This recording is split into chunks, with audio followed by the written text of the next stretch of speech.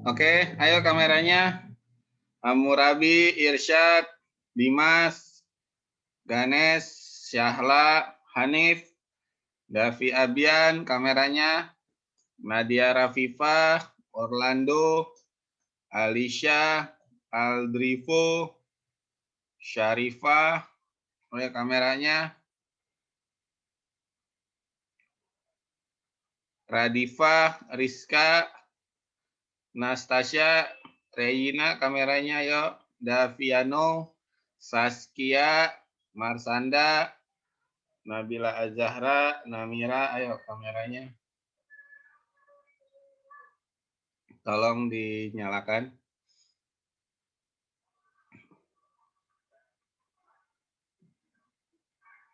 Ayo kameranya tolong dinyalakan.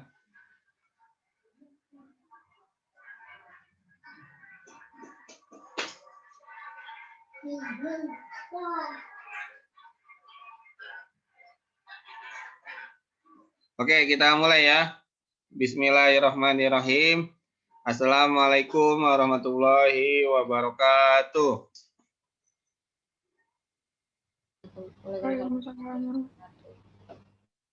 Robi sohli sodri wa yasirli amri wahlul uqdatam min lisani yafqahu qauli amma ba'du. Pertama-tama marilah kita panjatkan puja serta puji syukur kehadirat Allah Subhanahu wa taala yang mana berkat rahmatnya kita masih diberikan kekuatan, kita masih diberikan kesehatan untuk bisa melaksanakan PJJ pada Senin siang ini. Kemudian selawat dan salam marilah senantiasa kita curahkan kepada Nabi besar Muhammad Sallallahu Alaihi Wasallam. Baik anak-anakku semuanya, mari kita mulai PJJ kita pada hari ini dengan sama-sama membaca basmalah. Bismillahirrahmanirrahim. Oke, sebelum itu saya akan absen terlebih dahulu. Sekarang tanggal 9. Pak, izin toilet ya. Oke, Dimas. Saya hadir. Iya. Alicia. Kok IPA 2, salah. Sekarang tanggal 9 bulan 11. Afino Harits. Afino nggak ada ya? Di Zoom nggak ada nih soalnya nih. Nggak masuk, Pak. Oh, nggak masuk. Oke, siap.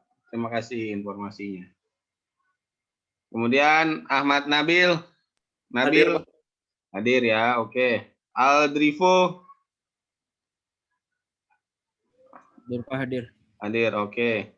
Alicia. Hadir, Pak. Hadir, oke. Pak, izin toilet ya. Iya. Daviano. Hadir, Pak. Hadir, oke. Kemudian Faris Naufal. Hadir, Pak. Hadir, oke. Hammurabi. Hadir, Pak. Hadir, oke. Hanif Sungkar. Hanif. Tadi ada. Hadir. Hadir, oke. Iya, sip. Marsanda Ajeng. Hadir, Pak. Hadir, oke. Dimas ada tadi. Ganes, Ardia Ganesa. Ya, Pak. Hadir ya, oke. Irsyad. Muhammad Irsyad. Hadir, Pak. Hadir, oke. Orlando. Hadir, Pak. Oke. Nabila Azahra. Nabila. Hadir ya, oke. Hadir. Nadia Rafifah. Hadir, Pak. Hadir, oke. Kemudian Namira Amanda. Hadir, Pak. Hadir, oke. Nastasya. Hadir, Pak. Hadir, oke. Radifa Ardia. Hadir. Hadir, oke. Regina Afifah. Hadir. Hadir, oke. Rizka Elisia. Hadir, Pak. Hadir, oke. Saskia Cantika. Hadir. Hadir, oke. Kemudian Syahla. Hadir, Pak. Hadir, oke. Syarifah Ajra. Hadir, Pak. Hadir, oke. Oke, berarti yang nggak masuk hanya satu ya, Afino doang. Ya, kita akan masuk ke bab yang ketiga. Silakan dibuka buku paketnya halaman 96. Ayo silakan dibuka buku paketnya halaman 96. Bisa. Ya. Saya izin toilet ya. Oke, Ganes. Silakan dibuka halaman 96. Kita akan membahas bab yang ketiga. Pengaruh kemajuan iptek terhadap Negara Kesatuan Republik Indonesia. Tapi sebelum itu, saya mau foto dulu buat laporan. 1, 2, 3. Ayo, 1, 2, 3. Oke.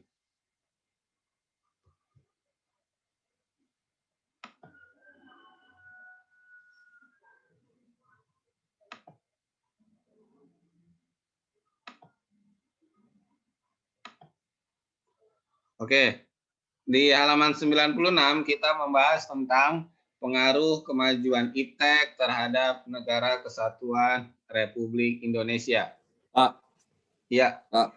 Iya, Hanif. Susulannya kapan? Kamu maunya kapan? Nanti habis pelajaran terakhir bisa.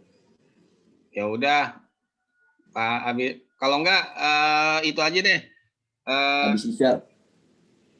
Nanti akan saya siapkan satu waktu. Jadi yang kelas ID susulan sama remedial. Minggu depan kita ngebahas itu doang, remedial sama remedialnya apa, Pak? Format remedialnya susulannya. Iya, itu nanti dijadiin satu yang remedial sama yang susulan gitu. Jadi kita hanya ngebahas itu aja. Nanti saya siapin waktunya entah minggu depan ataupun pokoknya sebelum pas lah, sebelum akhir semester ujian ya. Jadi kita nggak belajar di hari itu, kita hanya fokus di tugas, remedial sama susulan ya, biar nggak ganggu teman dan waktu belajarnya. Oke? Ya Pak, ya Pak. Oke, kita akan lanjutkan. Nah, yang pertama di slide ini kita akan membahas tentang hakikat iptek.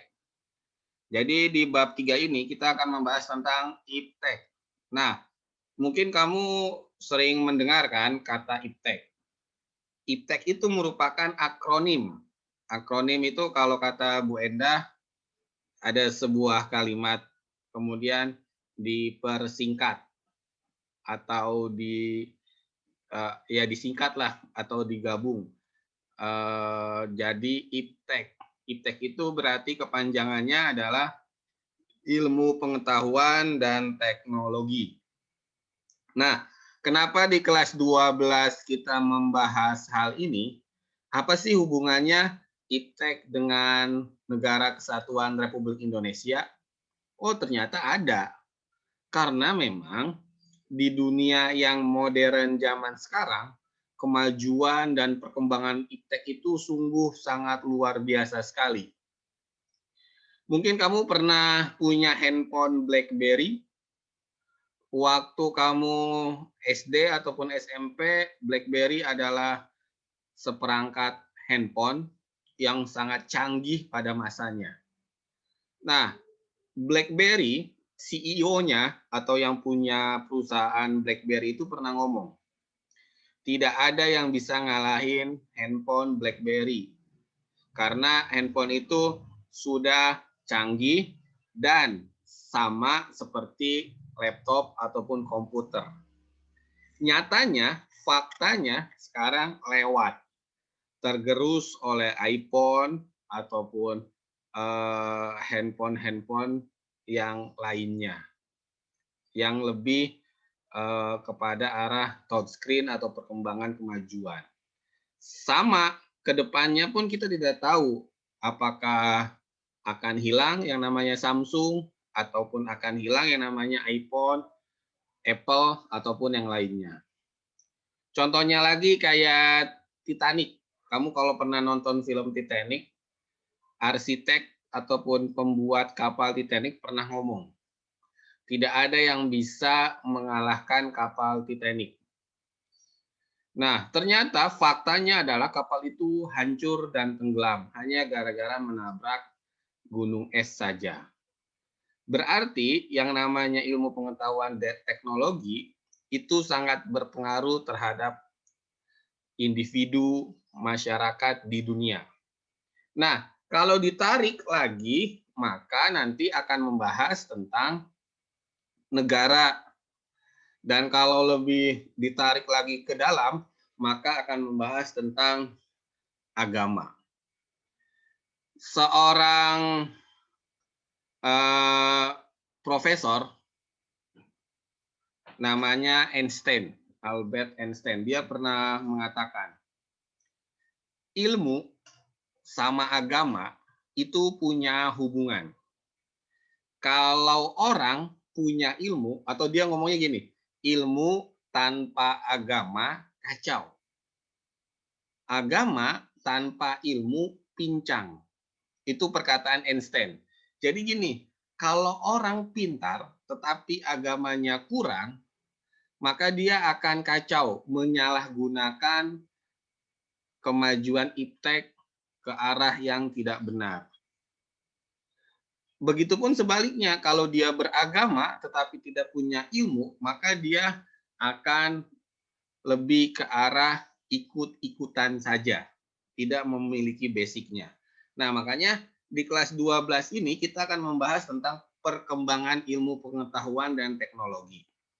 Karena ke depannya, apalagi anak-anak IPA kan, pasti akan membuat dan menghasilkan atau mengabdi di profesinya masing-masing. Jangan sampai kamu melupakan negara Indonesia. Jadi maksud dari bab 3 ini adalah ketika nanti kamu jadi orang hebat, jadi orang sukses, jangan sampai melupakan Indonesia. Contohnya adalah seperti almarhum Pak Habibie, mantan Presiden Indonesia yang ketiga. Pak Habibie itu orangnya pintar, jenius. Dialah yang pertama kali membawa dan memajukan Indonesia di bidang ilmu pengetahuan dan teknologi. Makanya Pak Habibie disebut juga Bapak Teknologi Indonesia.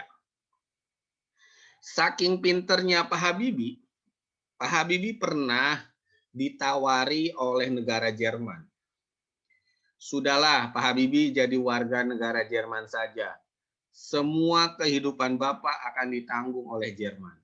Tetapi karena nasionalismenya yang kuat dengan negara Indonesia, maka dia tidak mau.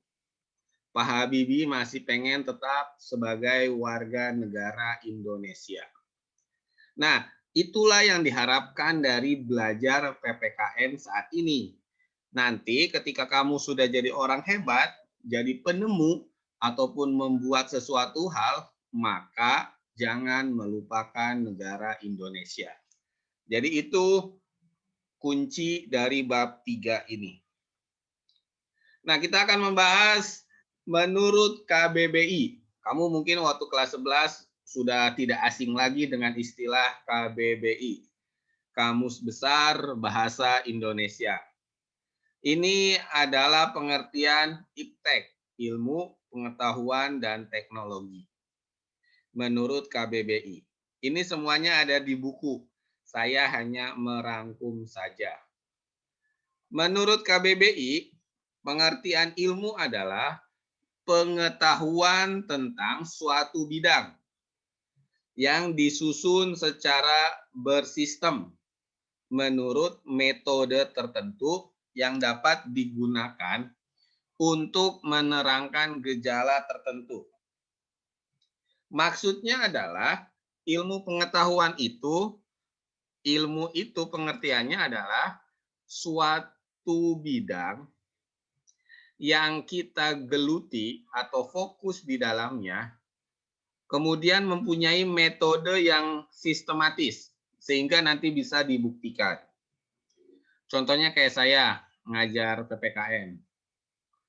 Maka saya belajar tentang ilmu Pancasila yang memang sudah tersistem dan dapat dipertanggungjawabkan.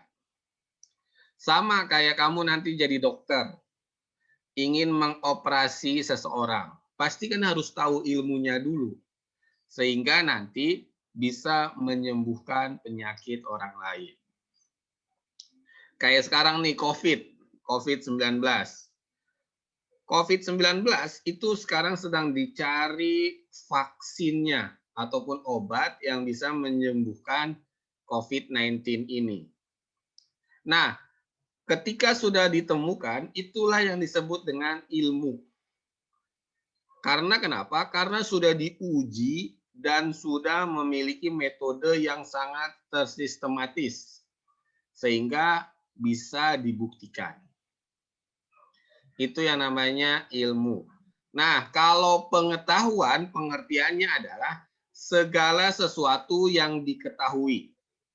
Bedanya apa ilmu dengan pengetahuan? Bedanya begini. Misalkan kamu nih, mendengar kata orang, gula itu rasanya manis. Nah, itu yang namanya pengetahuan. Karena kamu tahu dari orang, oh gula itu rasanya manis. Tetapi ketika kamu langsung ngambil sendok dan ngambil gula, kemudian dimasukkan ke dalam mulut, oh iya ternyata gula itu manis. Itulah disebut dengan ilmu. Jadi bedanya pengetahuan sama ilmu, kalau pengetahuan itu hal-hal yang diterima oleh panca indera. Contohnya kayak saya nih, misalkan bilang ke kamu, Ka'bah itu adanya di negara Arab Saudi. Itu baru pengetahuan. Tetapi kalau saya langsung, ayo kita ke Arab Saudi melihat Ka'bah langsung. Nah, itu namanya ilmu karena sudah bisa dibuktikan. Ataupun saya ngebuka YouTube. Nih, silakan lihat nih. Oh, ternyata Ka'bah itu benar adanya di Arab Saudi, di petanya ada, di videonya ada. Nah, itu namanya ilmu. Jadi bedanya pengetahuan sama ilmu, kalau ilmu itu sudah bisa dibuktikan. Kalau pengetahuan hanya sebatas diketahui saja. Jadi itu ya bedanya ilmu dan pengetahuan. Yang ketiga, teknologi. Pengertiannya adalah metode ilmiah untuk mencapai tujuan praktis. Itu namanya teknologi. Contohnya, kamu di rumah pasti punya AC kan? Air conditioner. Kemudian ada remote-nya. Tinggal klik remote-nya maka AC-nya akan nyala ataupun mati sendiri ataupun bisa dirubah sistemnya. Itu namanya teknologi. Jadi teknologi itu metode ilmiah untuk mencapai tujuan praktis. Jadi kamu tidak harus naik ke atas, nyalain AC-nya. Cukup dengan remote saja. Contohnya lagi, kalau zaman dulu, nih kita bicara zaman dahulu. Orang kalau ingin mengirim surat, ada dengan menggunakan merpati.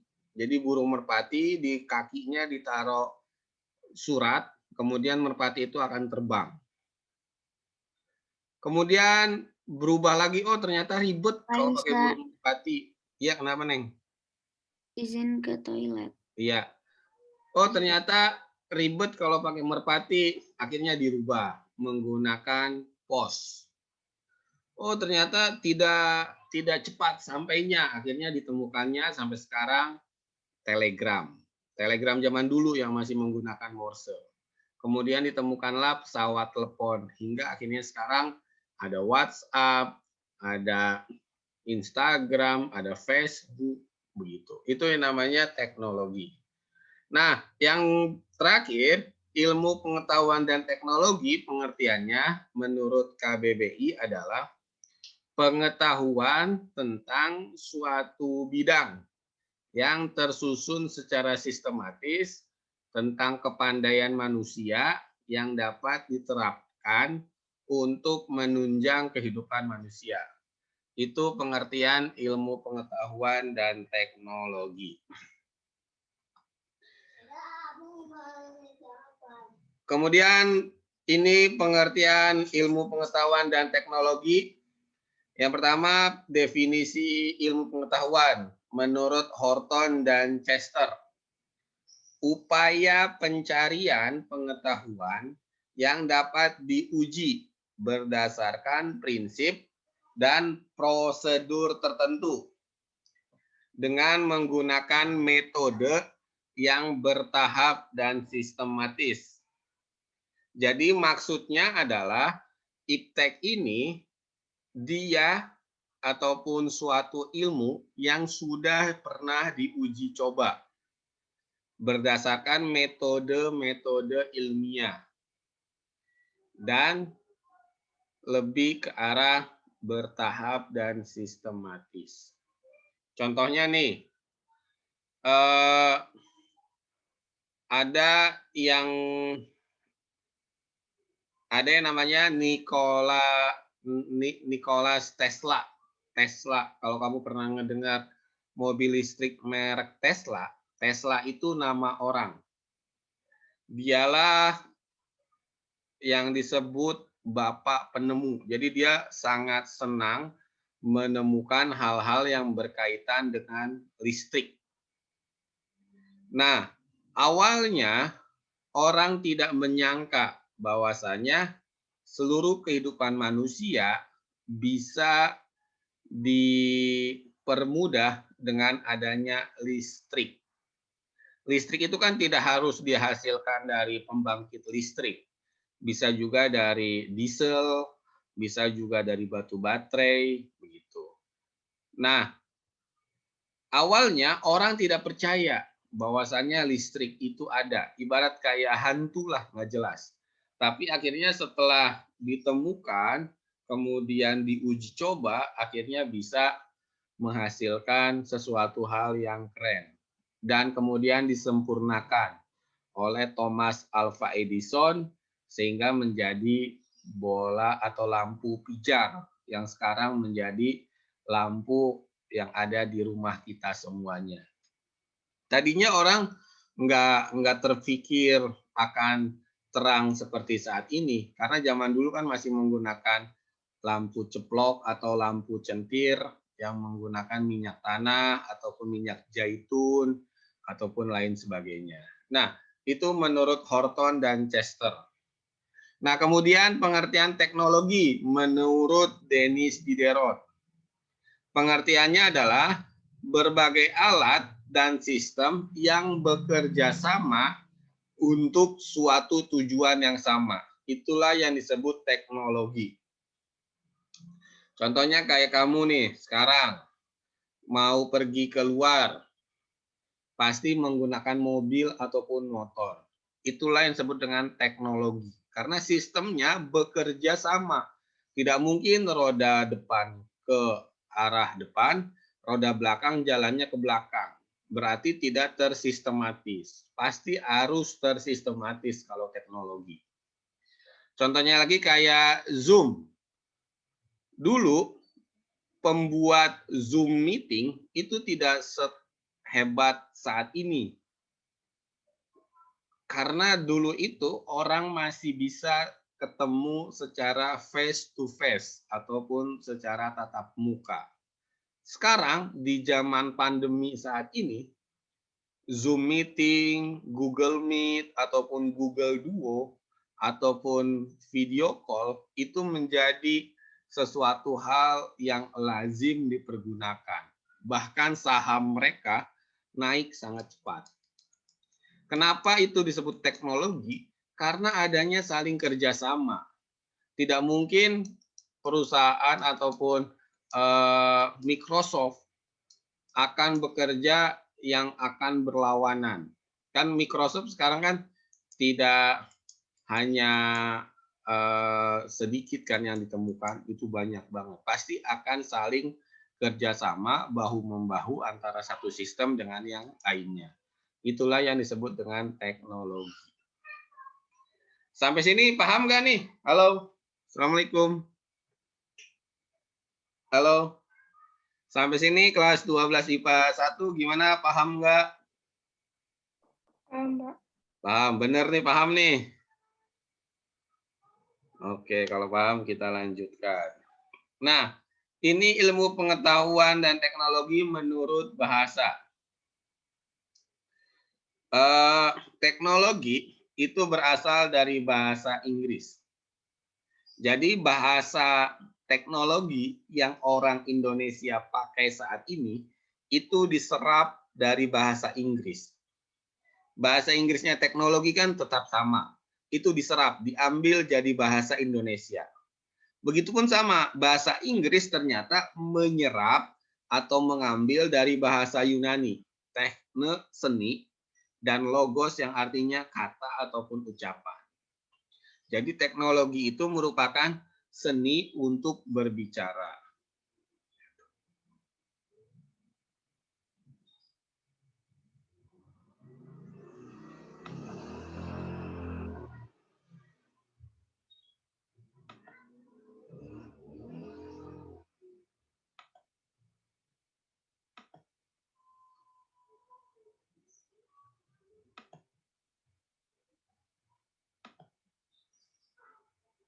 Jadi teknologi itu adalah seni untuk berbicara. Itu menurut bahasa.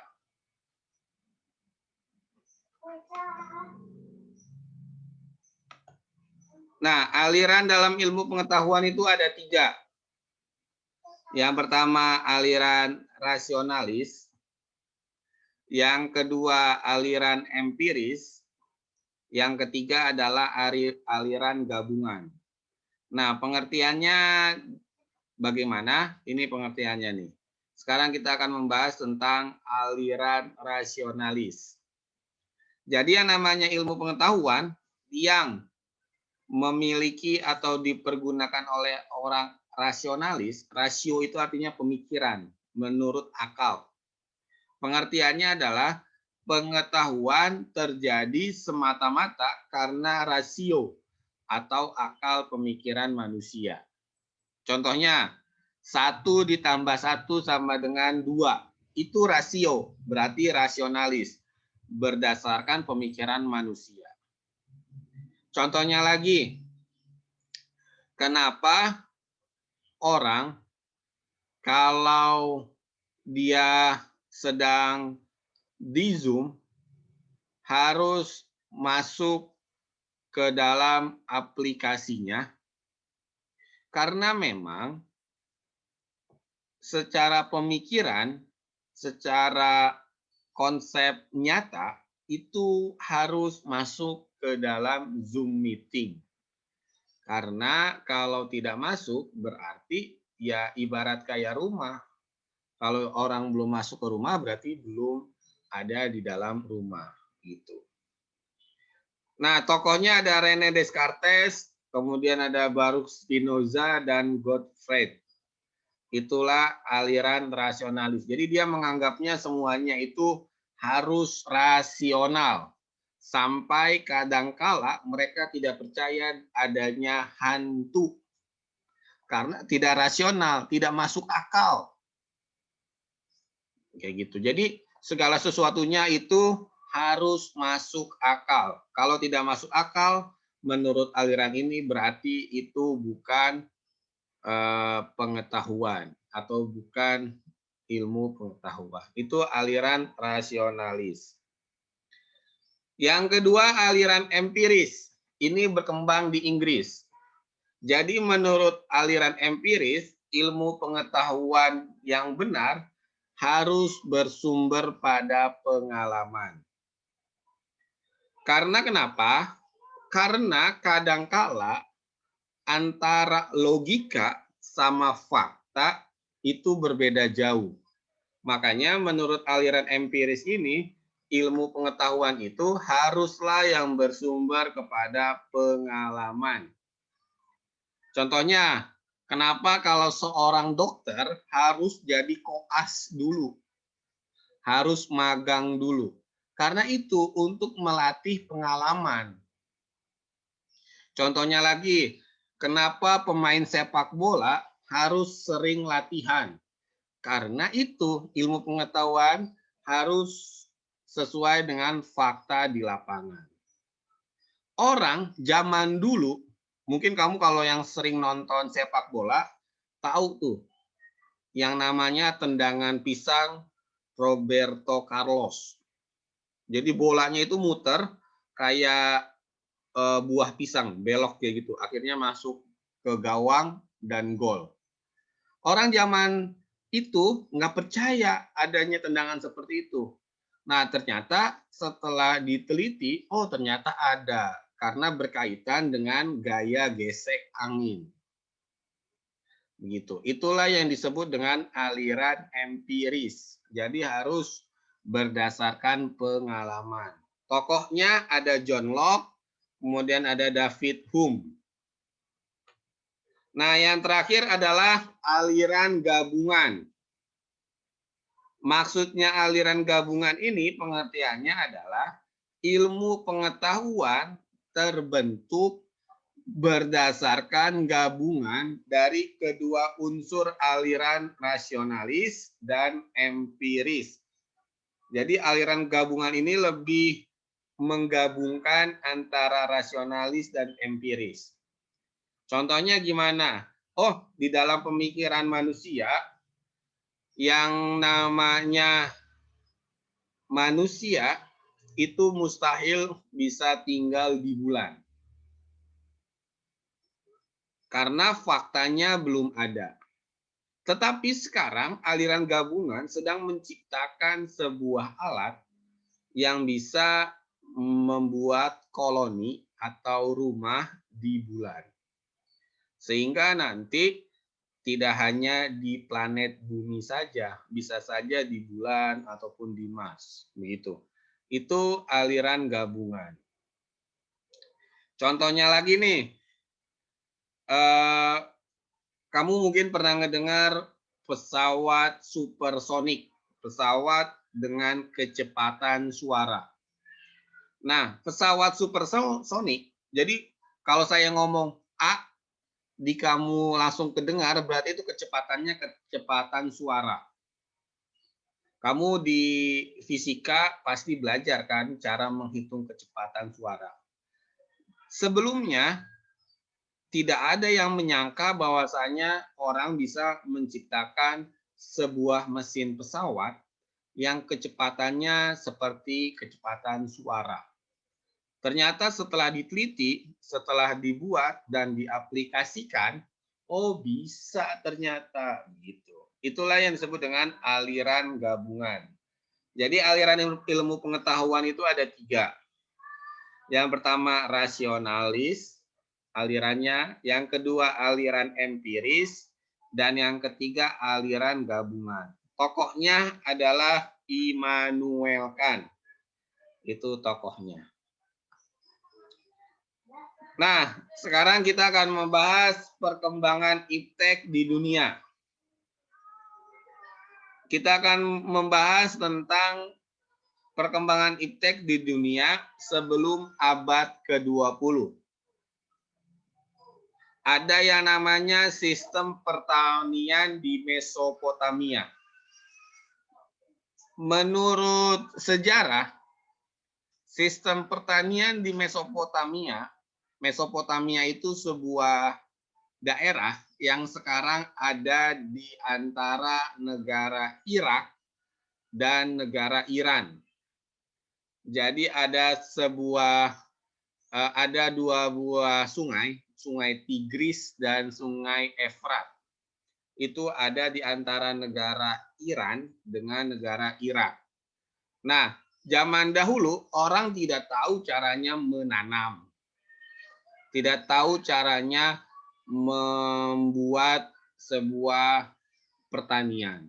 Akhirnya awalnya adalah try and error, coba-coba. Di sana makanan pokoknya kan gandum. Akhirnya mulai membudidayakan gandum hingga akhirnya bisa tahu cara-caranya.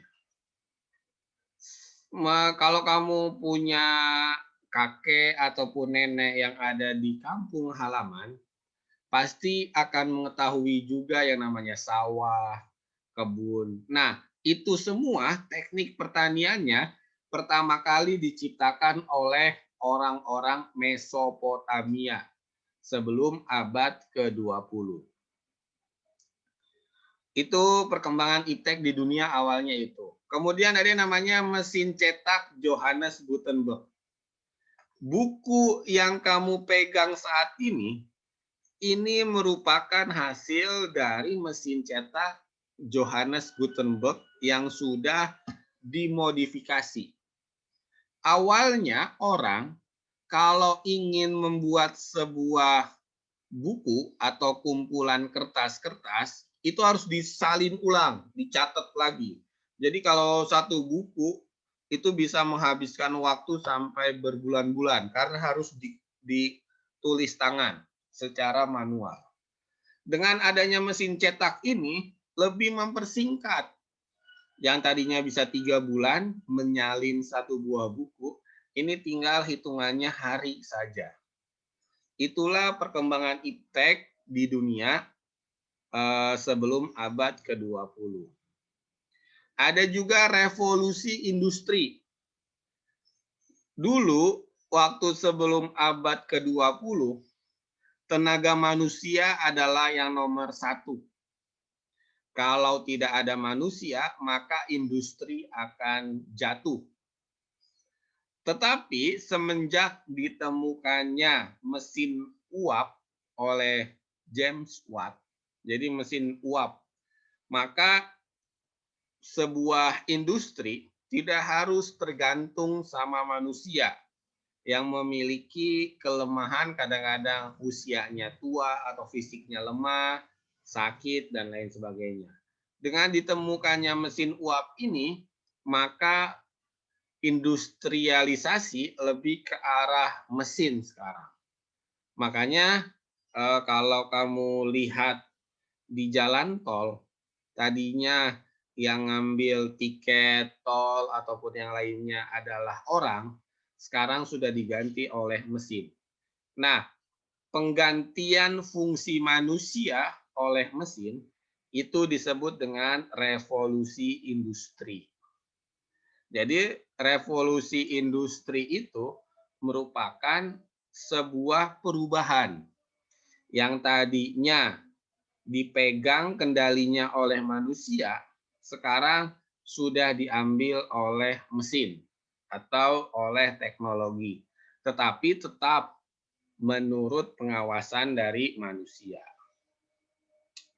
Kemudian setelah abad ke-20 ada yang namanya transistor. Kemudian ada yang namanya serat optik. Serat optik itu ibaratnya kalau kamu pernah tahu Telegram, bukan Telegram aplikasi ya, bukan aplikasi Telegram saat ini, tetapi Telegram zaman dahulu. Itu kalau mau mengirim telegram, maka harus menggunakan serat optik. Jadi kalau kita ingin ngirim telegram, waktu zaman penjajahan Belanda, orang dari Batavia ingin mengirimkan telegram ke Belanda, maka dari Belanda ke Indonesia itu ditanam serat optik ini. Sampai sekarang pun masih ada. Nah, serat optik inilah yang kemudian menjadi cikal bakal dunia iptek, terutama komunikasi pada saat ini. Ada juga komputer. Kamu mungkin pernah ngelihat gambar komputer yang zaman dahulu, yang gede banget. Ataupun kalau kamu tahu zaman dahulu itu waktu kamu SD, ada yang namanya disket. Kalau sekarang kan pakai USB, ditaruh di Bluetooth atau yang lainnya. Kalau zaman dulu kan masih menggunakan disket ataupun yang lain. Itu pun perkembangan iptek. Nah, yang terakhir internet nih. Internet merupakan salah satu perkembangan iptek di dunia yang dengan internet ini semua manusia terkoneksi atau tersambung. Sekarang orang lebih baik ketinggalan dompet dibanding ketinggalan handphone. Bahkan mungkin kalau saya tanya satu-satu, kapan kamu bisa jauh dari handphone, paling hitungannya hanya beberapa jam saja. Misalkan lagi tidur, saya nggak megang handphone. Sisanya pasti akan selalu ditemani oleh handphone. Itulah perkembangan iptek di dunia saat ini. Karena kalau Pak Udin bilangnya handphone ini ibarat tongkat Nabi Musa. Bisa melakukan apapun. Itulah perkembangan ilmu pengetahuan dan teknologi di Indonesia saat ini. Sampai sini ada yang mau ditanyakan?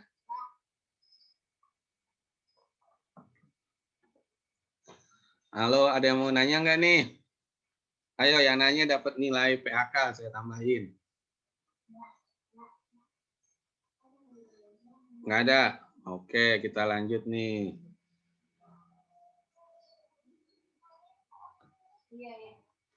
Nah, ini kita akan membahas perkembangan iptek di Indonesia.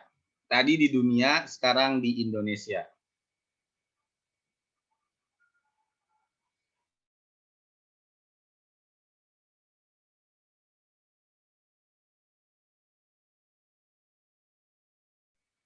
Oke, perkembangan iptek di dunia, di Indonesia.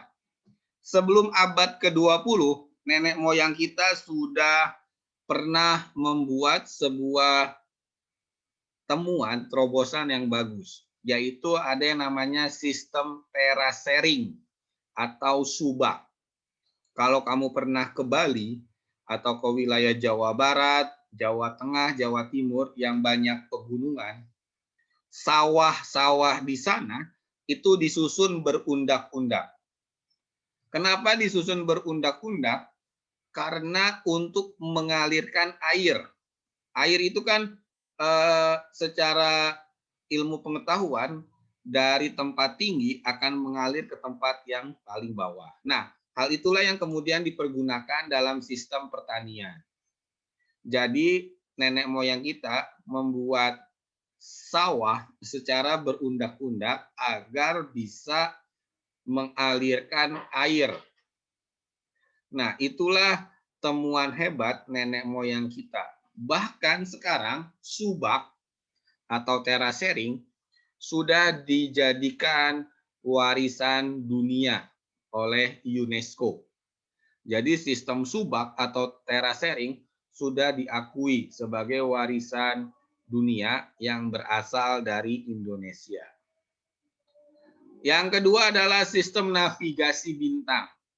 Kalau kamu orang Sulawesi, Makassar, mungkin kalau kamu punya kakek ataupun punya seorang paman, maka yang namanya orang laut atau bisa juga disebut suku Bajo, itu terkenal dengan sistem navigasinya.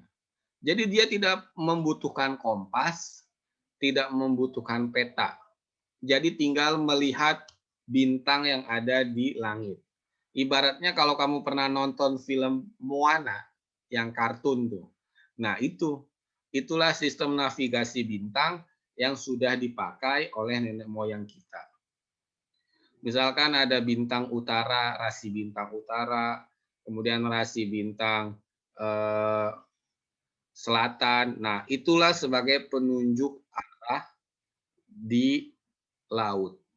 Nah, itulah perkembangan iptek di Indonesia sebelum abad ke-20. Ada juga membatik. Kalau kamu pernah ke Solo, Pekalongan, Jogja, mungkin ada yang namanya batik. Nah, membatik ini pun sama. Ini merupakan sebuah penemuan di Indonesia yang ada dari zaman dahulu kala. Sehingga sekarang sudah diakui sebagai warisan dunia. yang berasal dari Indonesia, batik ini.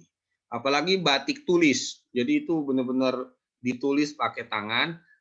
Kalau batik stempel atau batik bikinan pabrik itu kan cepat. Nah, kalau batik tulis betul-betul lama. Bikin satu bahan saja itu bisa sampai beberapa hari. Karena memang masih menggunakan cara-cara tradisional. Nah, yang berikutnya pada abad ke-20 dan sampai sekarang, perkembangan iptek di Indonesia itu dipengaruhi oleh suasana penjajahan. Karena dulu kita pernah dijajah oleh Belanda, kemudian Jepang, maka ilmu pengetahuannya pun ada yang berkaitan dengan mereka. Contohnya adalah Kebun Raya Bogor. Kebun Raya Bogor itu merupakan laboratorium pertanian ataupun kehutanan di Indonesia yang pada waktu zaman Belanda yang terlengkap di dunia. Dari mulai tumbuhan tropis sampai tumbuhan subtropis itu ada semuanya di Kebun Raya Bogor. Kemudian juga kalau kamu itu tentang biologi. Kalau kamu tahu juga, misalkan pernah ke Museum Indonesia ataupun Museum Nasional yang adanya di depan Monas, itu banyak sekali perkembangan iptek di Indonesia yang memang ada kaitannya dengan penjajah Belanda maupun Jepang. Kemudian pesawat terbang, ini kita sudah tahu semuanya bahwasanya Pak Habibie merupakan orang yang pertama kali bisa mempercepat perkembangan iptek di Indonesia. Bahkan Indonesia bisa mempunyai pesawat terbang yang sangat luar biasa, yang namanya N250 Gatot-Kaca. Jadi kita kalau menurut Pak Habibie, kita itu nanti bisa bersaing dengan Boeing ataupun Airbus dalam memproduksi pesawat. Ternyata pengelolaannya setelah Pak Habibie kacau. Tetapi grand design-nya masih tetap ada. Bahkan kita merupakan satu-satunya negara di Asia Tenggara yang bisa menciptakan pesawat terbang sendiri dari mulai desain, perakitan, dan sebagainya. Kemudian sistem komunikasi pun sama. Orang Indonesia, ada seorang Indonesia, dia sekarang kerja di Jepang. Masih warga negara Indonesia. Dialah yang pertama kali menemukan 5G. 5G apa 4G gitu. Dia yang pertama kali menemukan, kan kalau kamu punya handphone, mungkin ada dulu kan zamannya Edge 2G. Kemudian naik ke 3G. Kemudian sekarang 4G. Nah, dialah yang menemukan sistem itu. Kemudian sistem persenjataan pun sama. Ada yang namanya PT Pindad. Dia sudah berhasil membuat senjata kayak tank, kayak senapan, begitu.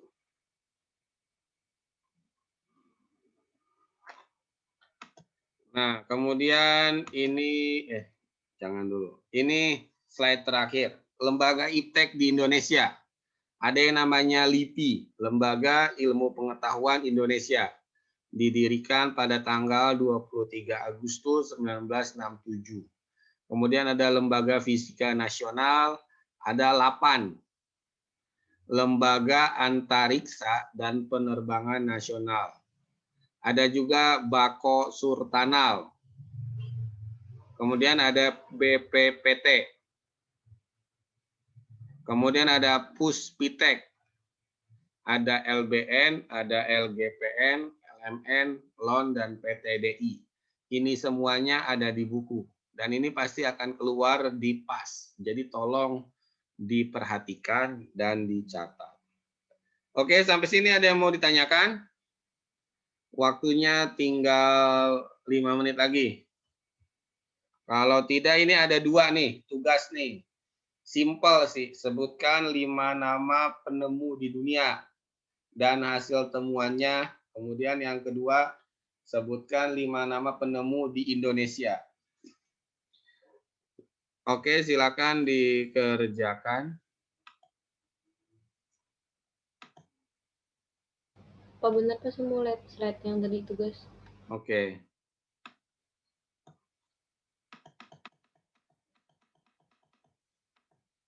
Nah, ini tugasnya nih.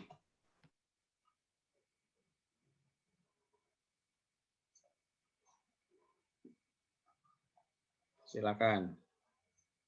Oke, makasih Pak. Oke. Ayo silakan dikerjakan. Hanya 2 nomor saja. Dikirim ke WA ya Pak? Iya, dikirim ke WA. Oke. Kamu boleh lihat komputer, laptop, ataupun internet. Karena memang ini nanti akan saya tanyakan di ulangan, di PAS. Pasti akan ada soal seperti ini.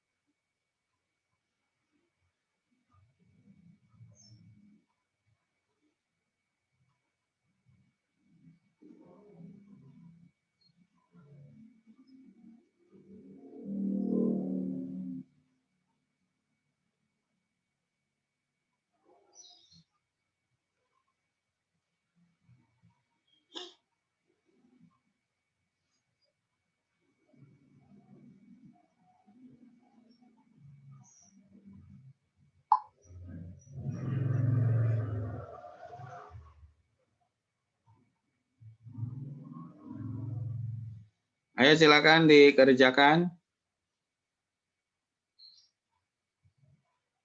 Nih banyak yang mati videonya. Daviano. Ini jangan-jangan saya ngomongnya sama ini nih. Sama bangku kosong.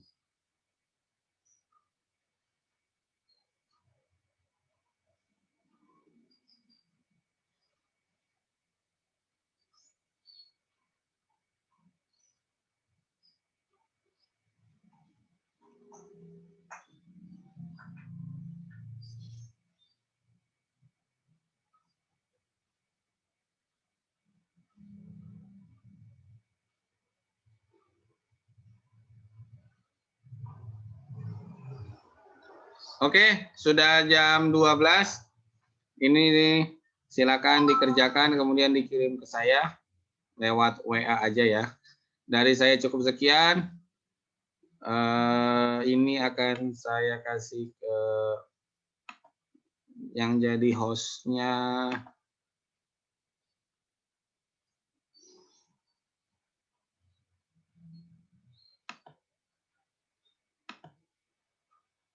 Oke, dari saya cukup sekian. Mari kita tutup dengan membaca hamdalah bersama-sama. Alhamdulillahirrahmanirrahim. Wassalamualaikum warahmatullahi wabarakatuh.